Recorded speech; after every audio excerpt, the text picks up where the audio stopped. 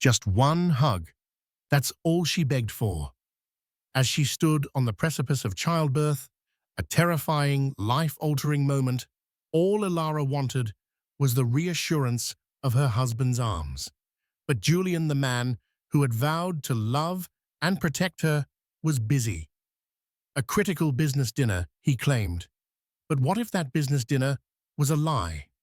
What if the client was a woman she knew intimately, and their merger was a betrayal that would shatter her world forever? Stay tuned, because this isn't just a story of a missed hug.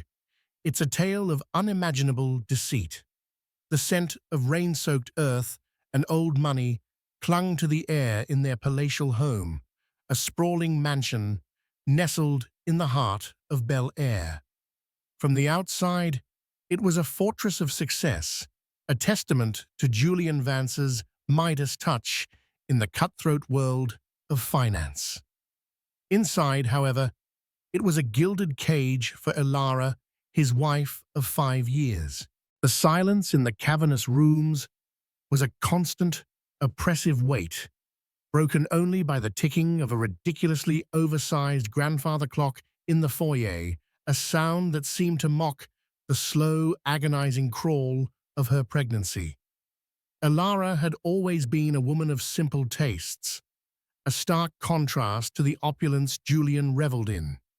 She'd fallen for the man, not his millions. She had seen a flicker of warmth in his eyes back then, a promise of a shared life that had slowly been extinguished by the relentless pursuit of more. More wealth, more power, more everything that wasn't her.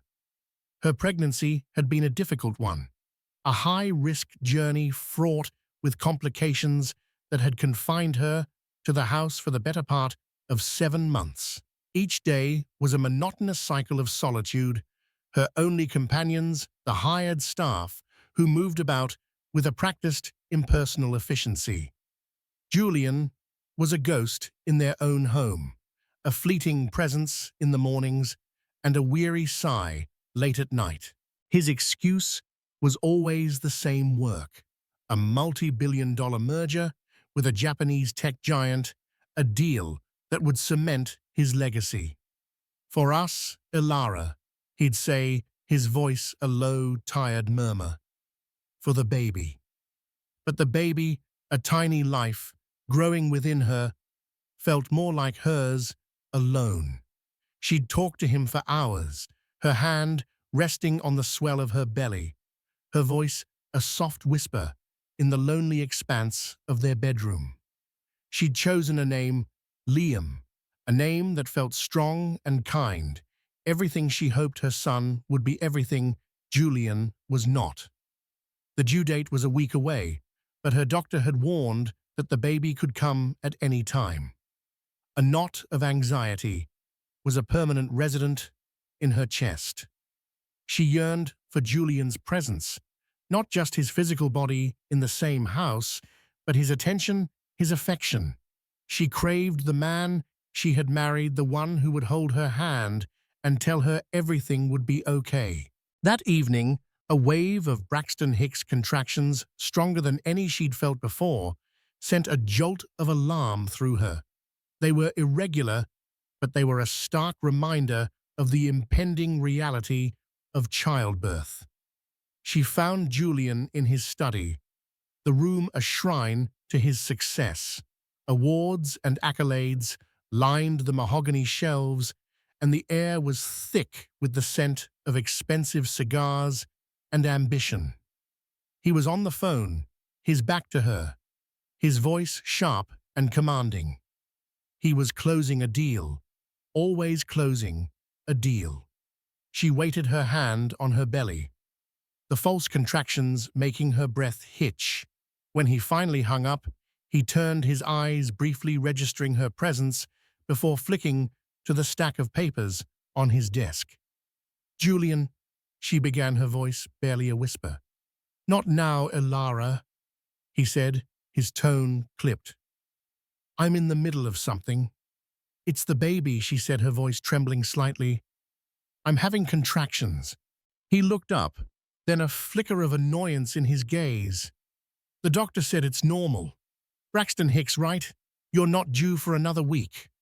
I know, but they feel different this time. Stronger. I'm scared, Julian. She took a tentative step towards him, her arms wrapping around her swollen belly. Could you just hold me for a minute? Just a hug. It was a simple request, a desperate plea for connection from a woman on the verge of the most profound experience of her life.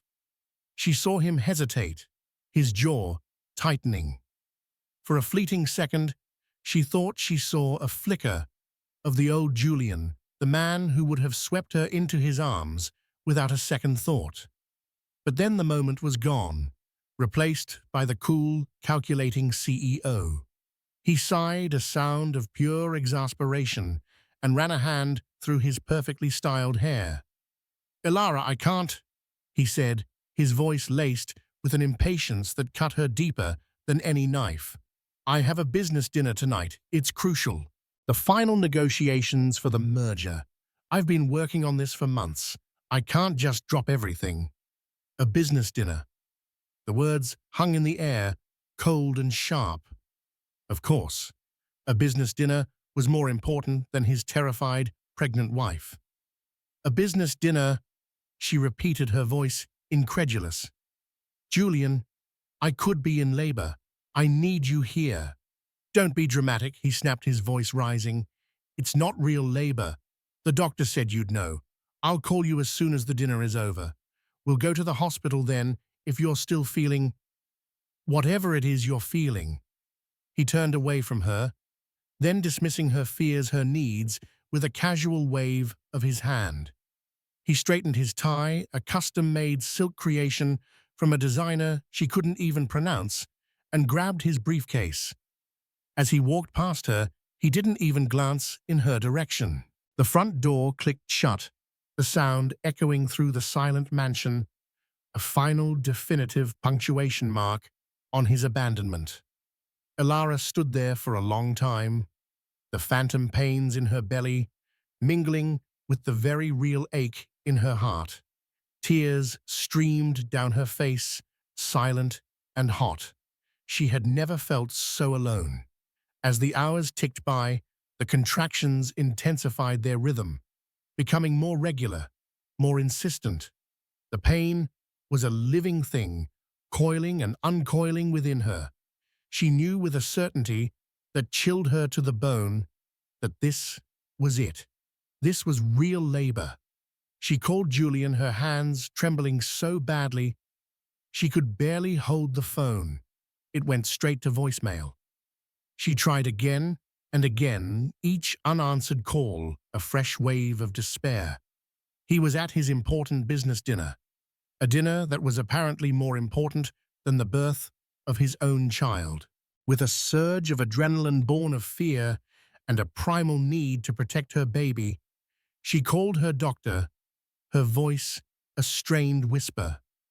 The doctor's calm, professional voice on the other end of the line was a lifeline in the storm of her pain and terror. "I need you to come to the hospital immediately, Elara," the doctor said, her tone gentle but firm. "I'll meet you there." Elara then called for a taxi, her voice cracking as she gave the address.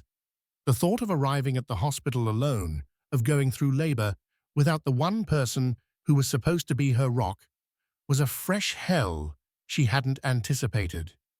As she waited for the taxi, a sudden, inexplicable urge washed over her. It was a foolish, desperate impulse, but she couldn't ignore it. She had to know. She had to see for herself what this business dinner was that was so much more important than her. She remembered Julian mentioning the name of the restaurant, a trendy new place downtown called Serafina's, a name that now sounded like a bitter irony. With a determination she didn't know she possessed, she hobbled to the garage, her body screaming in protest.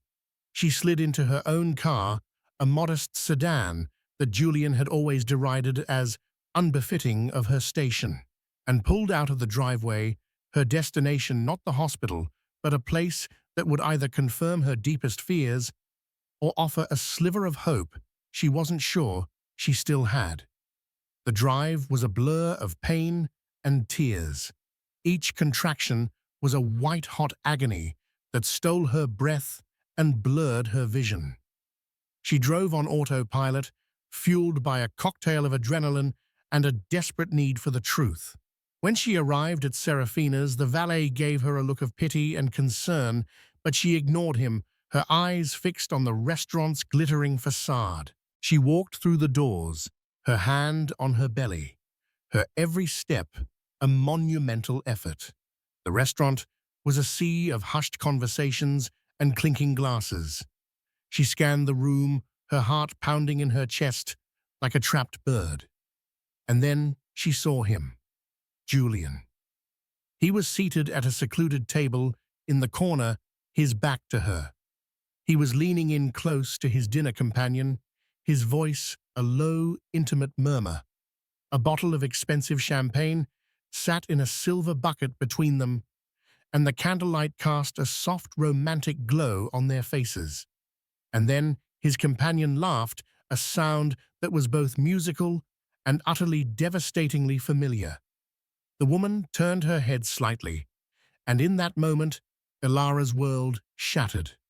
It wasn't a business associate, it wasn't a client, it was her sister, her younger sister, Isabella, the woman she had confided in, the one she had trusted implicitly, the woman who had held her hand and told her she deserved better than Julian's neglect, all the while plotting her own betrayal.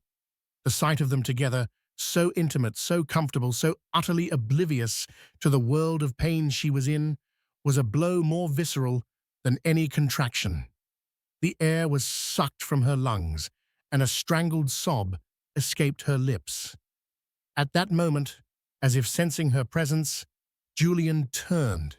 His eyes met hers across the crowded restaurant, and the color drained from his face.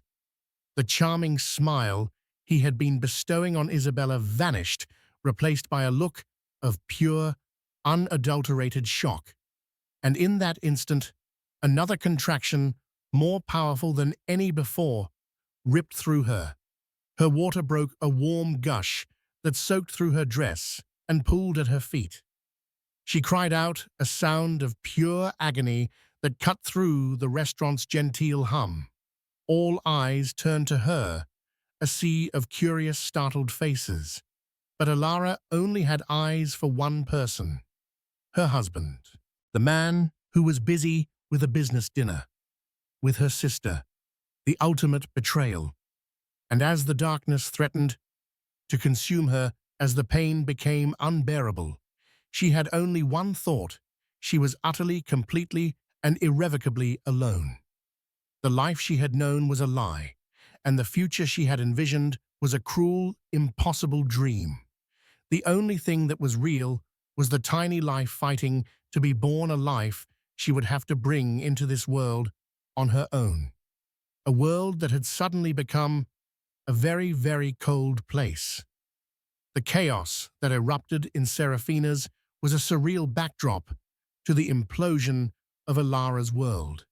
The hushed whispers and clinking glasses of a moment before were replaced by a cacophony of gasps, murmurs, and the frantic shuffling of staff.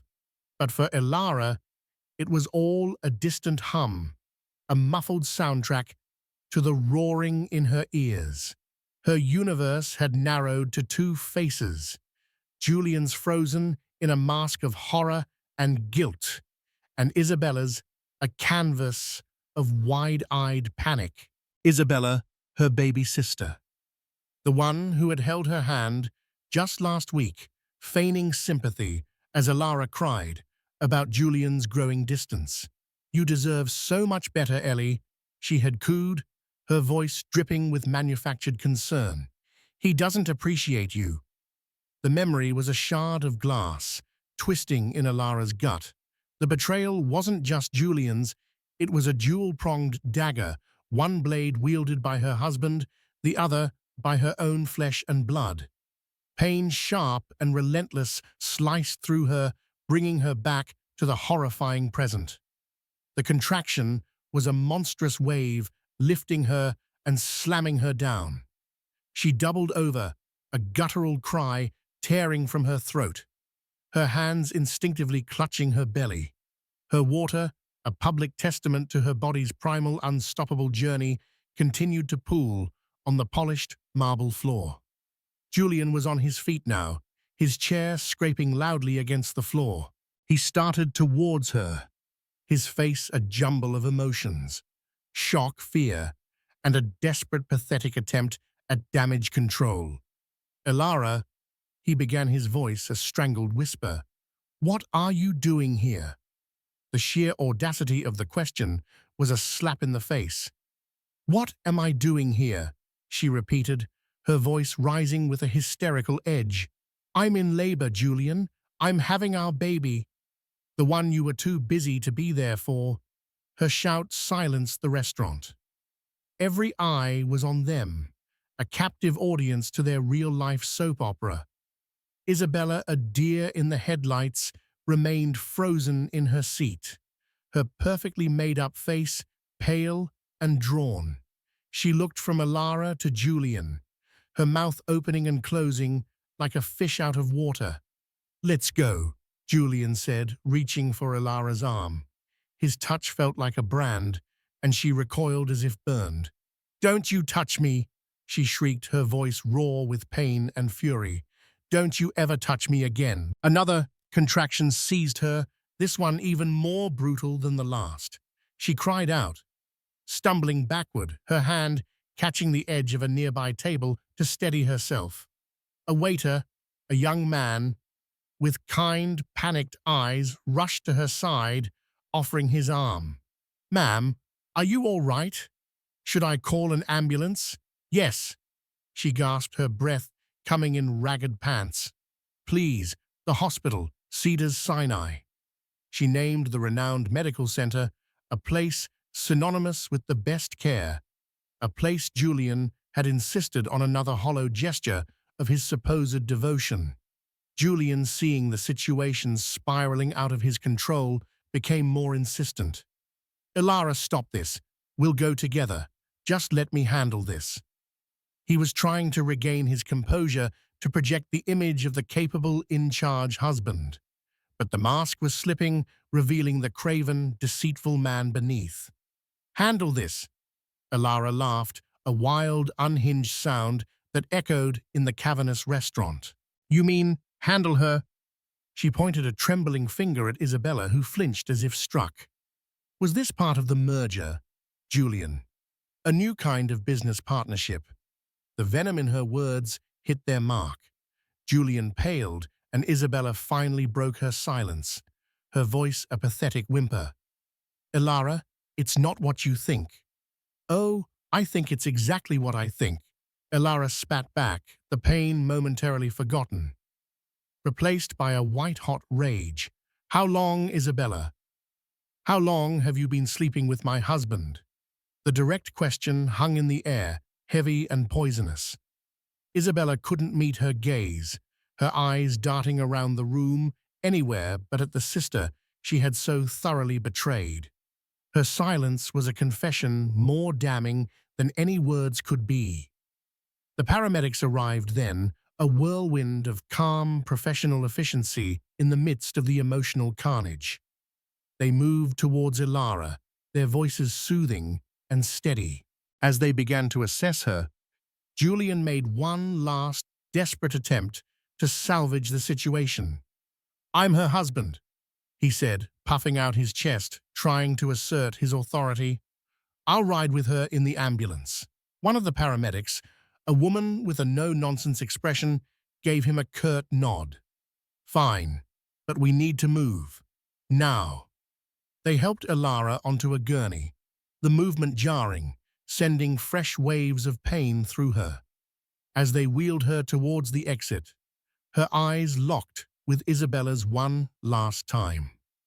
There was no remorse in her sister's eyes, only a flicker of something that looked like triumph, quickly masked by a facade of distress. The ride to the hospital was a blur of flashing lights and screaming sirens, a fitting soundtrack to the chaos in her mind. Julian sat beside her, his hand hovering over hers, a hesitant, uncertain gesture. He kept murmuring her name, a litany of, "Elara, I'm so sorry, and we can fix this." But his words were meaningless, hollow echoes in the face of his monumental betrayal. She turned her head away from him, a single tear tracing a path through the sweat on her temple. She was in the throes of the most physically demanding experience of her life, and yet the pain in her heart was a far greater agony. At Cedars Sinai, she was whisked away to a private delivery suite, a room that Julian had undoubtedly paid a premium for. Nurses and doctors swarmed around her, their voices a comforting professional hum. They hooked her up to monitors, their practiced hands a stark contrast to Julian's useless, hovering presence. He tried to play the part of the concerned husband, asking the medical staff questions, attempting to hold her hand. But she was a statue, cold and unresponsive. She answered the doctor's questions in a clipped monotone, her focus turned inward on the baby she was about to bring into this broken world. The labor was long and arduous, a grueling marathon of pain and exhaustion. Through it all, Julian remained in the room, a silent, ghostly presence. He was a constant reminder of the life that had been a lie, the love that had been a sham. At one point, during a particularly excruciating contraction, she screamed a sound of pure animalistic agony. Julian rushed to her side, his face a mask of concern. "Elara, I'm here. I'm right here." She opened her eyes, her vision blurred with sweat and tears, and looked at him. "I wish you weren't," she said, her voice a low, guttural whisper. "I wish it was anyone but you." The words hit him like a physical blow. He recoiled, his face ashen. He opened his mouth to speak, but no words came out. He simply stood there, a pathetic, broken man, in the face of the destruction he had wrought. Hours later, after a final monumental push, her son was born. A wave of relief so profound it was almost painful washed over her. He was here. He was safe. The doctor placed the crying, squirming baby on her chest, and in that moment, the world outside the two of them ceased to exist. She looked at his tiny, perfect face, his dark hair plastered to his head, his eyes squeezed shut. He was beautiful. He was hers. She named him Liam, the name she had chosen in her lonely solitude, a name that now felt like a shield, a promise of a better future. Julian, who had been watching from the corner of the room, took a tentative step forward. He's beautiful, Elara." She didn't look at him. She didn't acknowledge his presence. Her entire world was this tiny, precious baby in her arms. Can I hold him?" Julian asked, his voice thick with unshed tears. Elara finally looked up at him, then her gaze cold and hard. "No," she said, her voice devoid of any emotion. "You can't." She then turned to the nurse, who was standing nearby. "Could you please ask him to leave?" she said, her voice calm and steady. "I'd like to be alone with my son." The nurse, who had witnessed the silent, frigid drama that had played out in the delivery room, gave a sympathetic nod. She turned to Julian, her expression professional but firm. "Sir, I think it would be best if you gave them some space."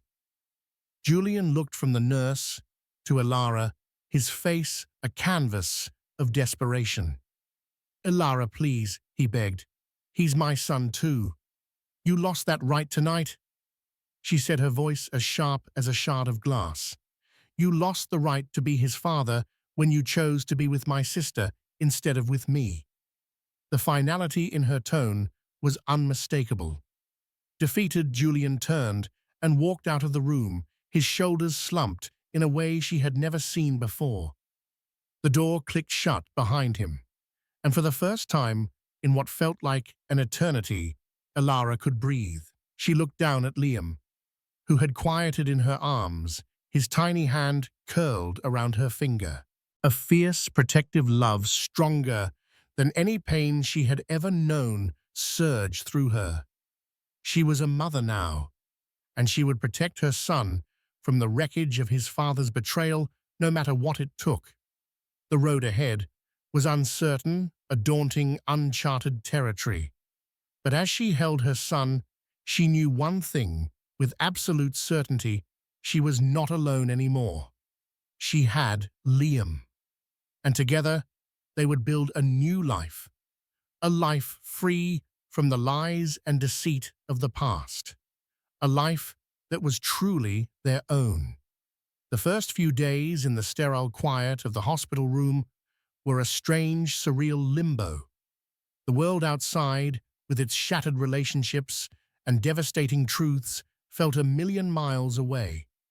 Elara's universe had shrunk to the dimensions of the hospital bed, her focus solely on the tiny, warm bundle in her arms. Liam, her son. He was her anchor in the churning sea of her emotions, his every whimper, every sigh, a grounding force. The nurses at Cedars Sinai were her silent saviors. They moved with a gentle efficiency, teaching her how to swaddle, how to nurse, how to navigate the terrifying, beautiful new world of motherhood. They spoke in hushed, respectful tones, their eyes holding a deep, unspoken sympathy. The story of the dramatic arrival at Serafina's had undoubtedly spread like wildfire through the hospital grapevine. They knew, and their kindness was a balm on her raw, wounded spirit. Julian had tried to see her again. He had sent flowers, extravagant bouquets of roses and lilies that filled the room with a cloying, funereal scent. Elara had them immediately removed. He had sent text messages, long, rambling pleas for forgiveness, filled with promises to change, to make it all up to her. She deleted them without reading past the first few words. He had even tried to come to the room, but Elara had given the nurses strict instructions. He was not to be allowed in, under any circumstances. Her lawyer, a sharp, no-nonsense woman named Catherine, had been her only other visitor. Elara had called her from the hospital, her voice still weak but resolute. She had laid out the facts, her tone devoid of the hysteria and pain she felt. The business dinner, the betrayal, Isabella. Catherine had listened in silence, her only interjection a low, "The bastard." When Elara was finished, Catherine's voice was firm, professional, and reassuringly ruthless. "We're going to take him for everything he's worth, Elara, and then some." The legal machinery was already in motion. The prenuptial agreement, which had once seemed like a cold, cynical document, was now her shield. Catherine was poring over every clause, every loophole, looking for a way to turn Julian's infidelity into a weapon. But the legal battle was a distant concern. The more immediate, more painful battle was the one raging within her. The nights were the hardest. When Liam was asleep in his bassinet beside her bed, the silence of the room would amplify the turmoil in her mind. The image of Julian and Isabella at that candlelit table would flash behind her eyelids, a recurring, torturous scene. The laughter, the intimacy, the casual way Julian had rested his hand on her sister's arm. It was a betrayal so profound, so personal, it felt like a physical violation. Isabella. The thought of her sister was a fresh wave of nausea. She had tried to contact Elara, a barrage of tearful voicemails and frantic texts. "Ellie, please, you have to let me explain." One message had pleaded. It wasn't supposed to be like this. Elara had listened to that one message, a morbid curiosity compelling her to press play. The sound of her sister's voice, so familiar, yet now so alien, had sent a fresh wave of rage and grief through her. She had blocked Isabella's number immediately after. There was nothing to explain. The image of her sister with her husband was an explanation in itself. Her parents had called their voices a mixture of confusion and concern. They had heard from a frantic Isabella that something was wrong, that Elara wasn't speaking to her. Elara, not wanting to shatter their world over the phone, had been vague. "There's been a disagreement," she had said, her voice tight. "I'll explain everything when I'm home." The thought of that conversation, of telling her parents that their two daughters were now bitter enemies, was a heavy, dread-filled weight on her chest.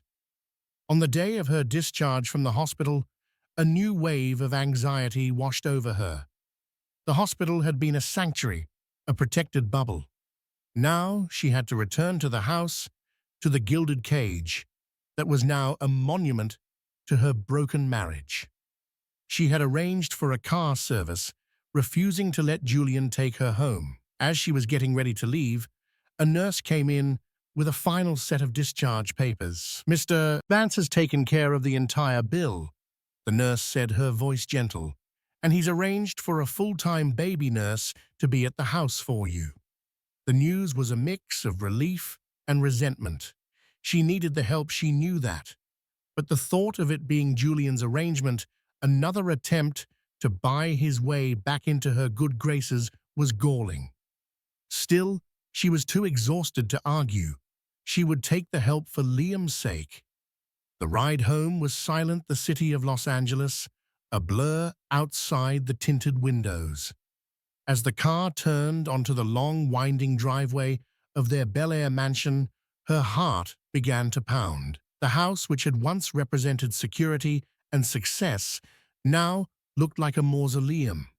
When she walked through the front door, Liam cradled in her arms, the first thing she saw was Julian.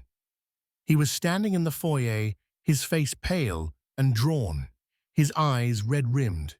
He looked like he hadn't slept in days. "Elara," he said, his voice a hoarse whisper. "You're home." She didn't respond. She walked past him, her gaze fixed straight ahead, and started up the grand staircase towards the nursery. "I had the nursery completely redone," he called after her, his voice desperate. "I had it soundproofed, and there's a new air filtration system, the best of everything, for Liam." She paused on the stairs, her back to him. The best of everything. That was always his solution. Throw money at the problem until it went away. "You can't buy your way out of this, Julian," she said, her voice cold and even. "You can't buy a new life. You can't buy a new family." She continued up the stairs, leaving him standing alone in the cavernous foyer, a king in his empty castle. The baby nurse, a kind-faced woman named Maria, was waiting for her in the nursery. The room was indeed perfect, a serene oasis of soft blues and creams, but it felt sterile, impersonal. It was Julian's creation, not theirs. Over the next few days, they fell into a strange, strained routine. Elara spent all her time in the nursery, with Liam creating a small, self-contained world for the two of them. Maria was a godsend, handling the night feeds and allowing Elara to get some much-needed rest. Julian was a ghost in his own home. He would leave for work before she woke up and return long after she had retreated to her room for the night. The only evidence of his presence was the faint scent of his expensive cologne in the hallway, a scent that now made her stomach churn. One evening, about a week after she had returned home, she was in the nursery rocking a fussy Liam when Julian appeared in the doorway. He stood there for a long moment, just watching them, his face a mask of longing and regret. "He looks like you," he said softly. "He has your eyes." Elara didn't answer, her focus entirely on her son. "Elara, please," he said, taking a tentative step into the room. "We need to talk." "There's nothing to talk about," she said, her voice flat. "My lawyer will be in touch with yours." "I don't want the lawyers," he said, his voice cracking. "I want my wife. I want my family." "You should have thought of that before you took my sister to Serafina's," she said, her voice sharp. He flinched, the name of the restaurant a physical blow. "It was a mistake, Elara," he said, his voice pleading. "A terrible, stupid mistake. It meant nothing." "It meant everything," she said, her voice rising. "It meant that every 'I love you,' every promise, every single moment of our marriage was a lie. You didn't just cheat on me, Julian. You cheated on me with my sister, the one person in the world I thought I could trust." "I know," he said, his voice choked with emotion. "And I will spend the rest of my life trying to make it up to you." "There is no making it up," she said, her voice dropping to a low, dangerous whisper. "There is only this." She looked down at Liam, her expression softening for a moment before hardening again as she looked back at Julian. "He is all that matters now, and I will not have him raised in a house built on lies and betrayal." She stood up then, holding Liam close to her chest. "I want you to leave," she said, her voice calm and resolute. "I want you to pack your bags and get out of this house." Julian stared at her, his face a picture of disbelief.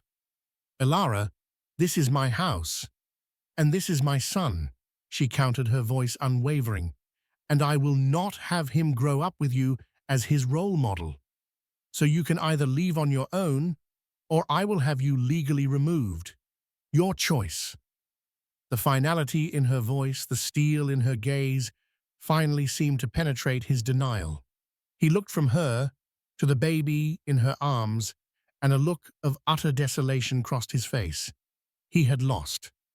He had lost everything. Without another word, he turned and walked out of the nursery, his footsteps echoing on the polished hardwood floors as he went to his own room to pack.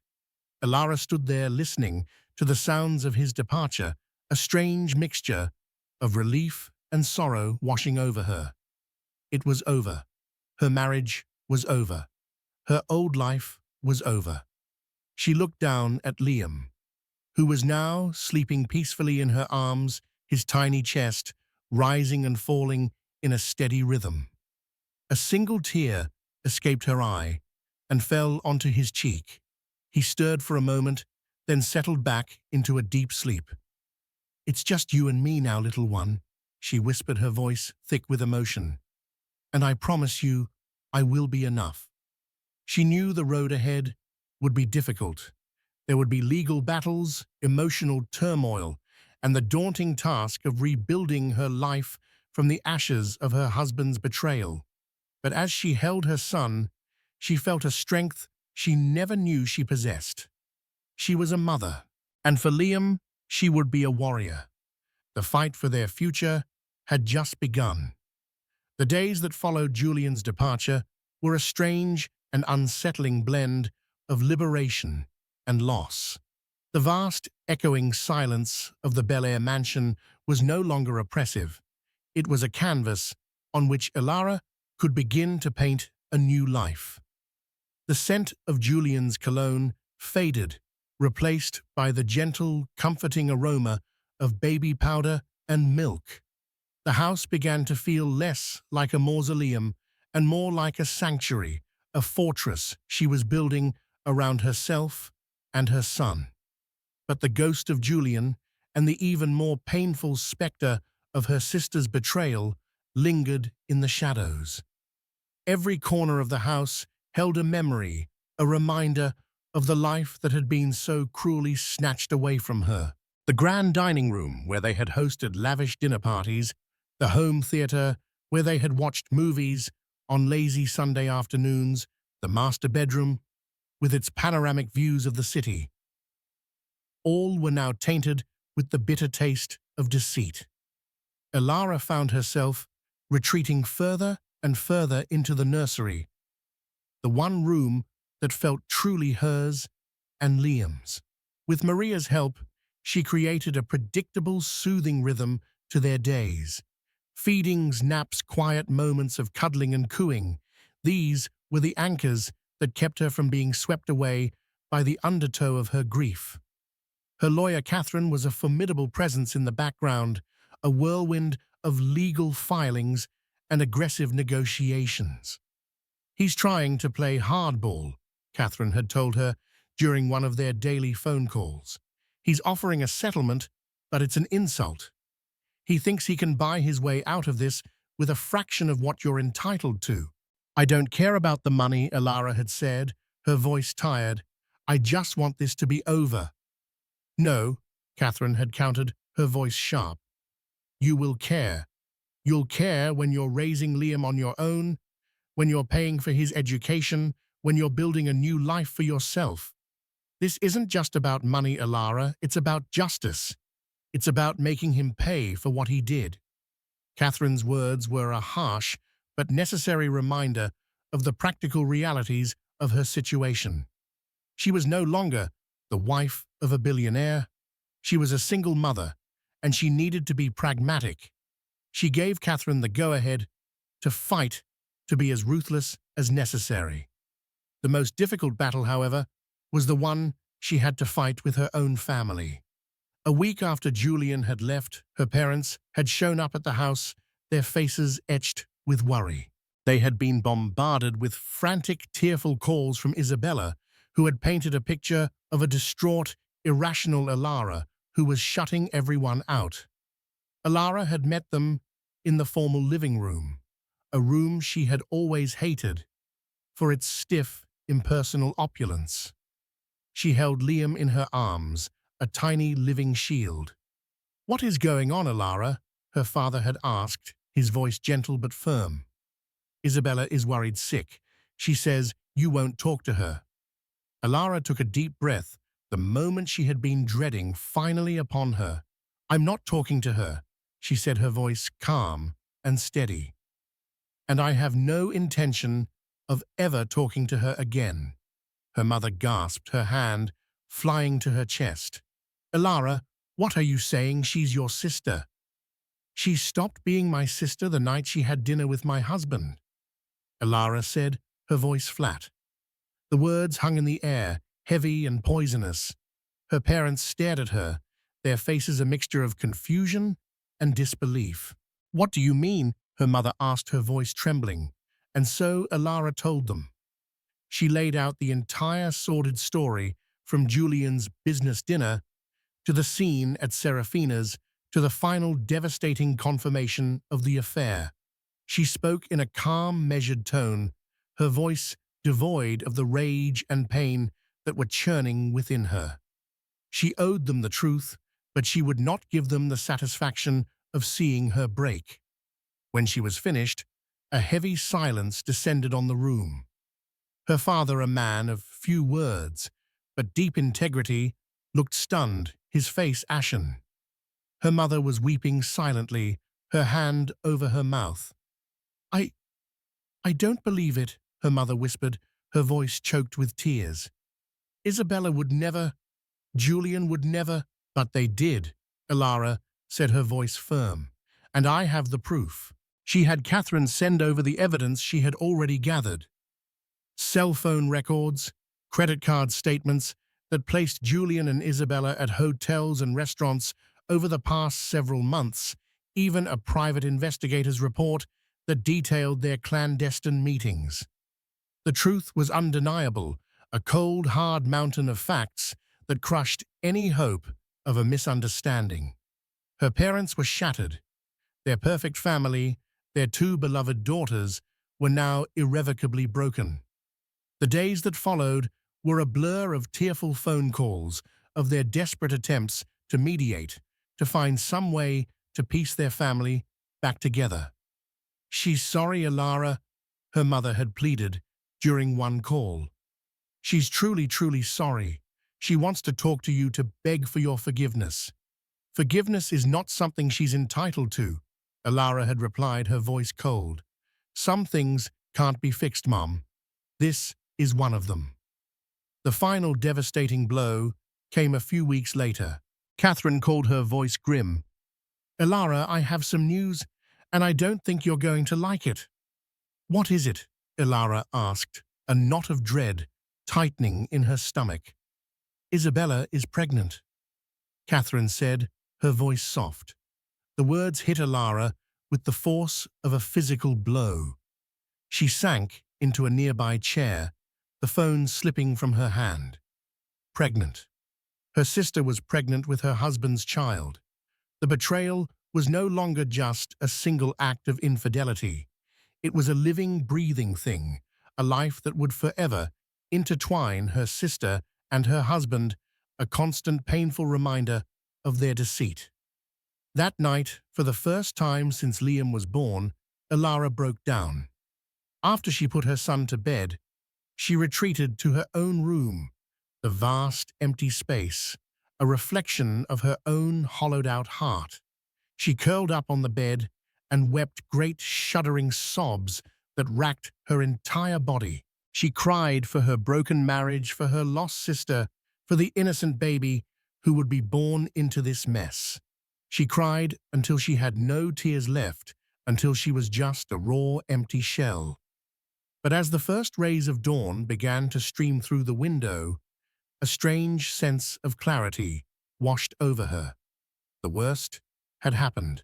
The ultimate betrayal had been revealed, and she was still standing. She got out of bed and went to the nursery. Liam was stirring, his little fists waving in the air. She picked him up, his warm, solid weight, a comfort in her arms. She looked down at his face, so peaceful, so innocent, and she made a silent vow. She would not let this destroy her. She would not let them win. She walked over to the window and looked out at the city now bathed in the soft morning light. A new day was dawning, and with it, a new resolve. The next morning, she called Catherine. I want to sell the house, she said, her voice firm. And I want to move, far away from here. Are you sure? Catherine asked, her voice gentle. I'm sure, Elara said. I need a fresh start, for me and for Liam, a place where we're not constantly reminded of what we've lost, a place where we can build something new. It was a terrifying prospect, leaving behind everything she had ever known. But it was also exhilarating. It was a declaration of independence, a reclaiming of her life. The fight was far from over. There were still legal battles to be won, emotional wounds to be healed.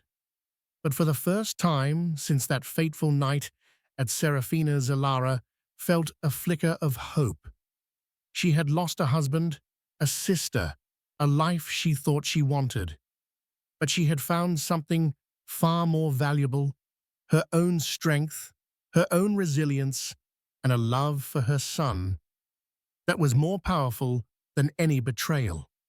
She was Elara Vance, and she was a survivor, and her new life was just beginning. 6 months later, the relentless California sun was a distant memory, replaced by the crisp, clean air of the Pacific Northwest. Elara had found a new home in a quiet, tree-lined neighborhood in Seattle, a charming craftsman house with a sprawling backyard and a view of the Puget Sound. The Bel Air mansion, with its ghosts and its grandeur, had been sold, its proceeds funding her new, simpler life. The divorce had been finalized, a brutal, drawn-out affair that had left her emotionally drained but financially secure. Catherine, true to her word, had been a warrior securing a settlement that was far more than Julian had initially offered. It wasn't about the money, it was about the principle. It was the price of his betrayal. She had heard through the sterile filter of her lawyers that Isabella had given birth to a daughter. Julian, stripped of his carefully curated image of the perfect family man, had retreated from the public eye, his billion-dollar empire now tainted by the scandal. He and Isabella were together, a fact that still sent a shard of ice through Elara's heart. But the pain was duller now, a scar rather than an open wound.